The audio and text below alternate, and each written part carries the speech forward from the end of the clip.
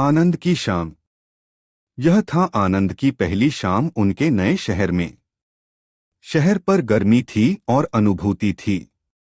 शहर में उन्होंने अपनी नई जिंदगी शुरू की है। मौजूदा परिवार और मित्रों ने उन्हें ताज़ा स्वागत दिया। पहले की शाम का अनुभूति अनेक तार और गायकों के चर्चे के साथ बहुत ही हैप्पी था। पर अंत की तरह समय निकल गया। अचानक सारे रोशनी को रात हो गई और आनंद की दोहरी शाम शुरू हो गई। शाम का अनुभूति विस्तृत हो गया और ज्यादातर आनंद में लोग प्रकाशित हो गए। परंतु अचानक कुछ नया हो गया।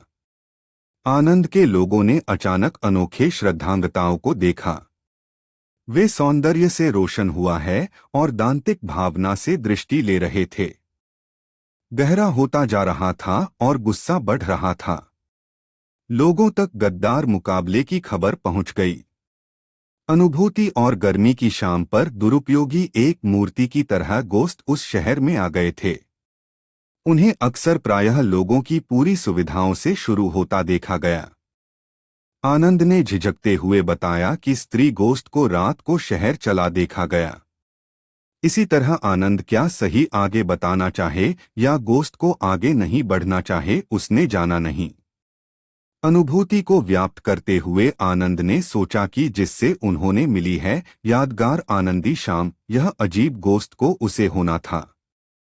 देखा जाता था कि गोश्त एको निकल रहे थे और कुछ ऐसा किया जा रहा था जिससे उन्होंने वास्तव में भय महसूस किया।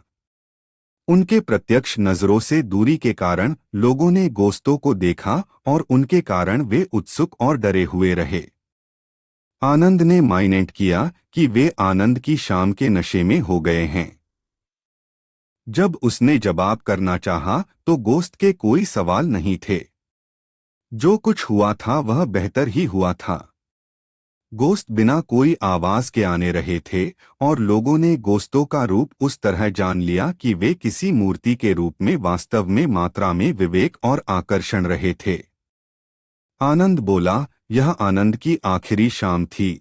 वह दुखी सारी बातें पसंद नहीं कर रहा था, लेकिन वे जानता था कि आखिरी शाम का अनुभूति है गोश्तों के साथ आनंद की शाम।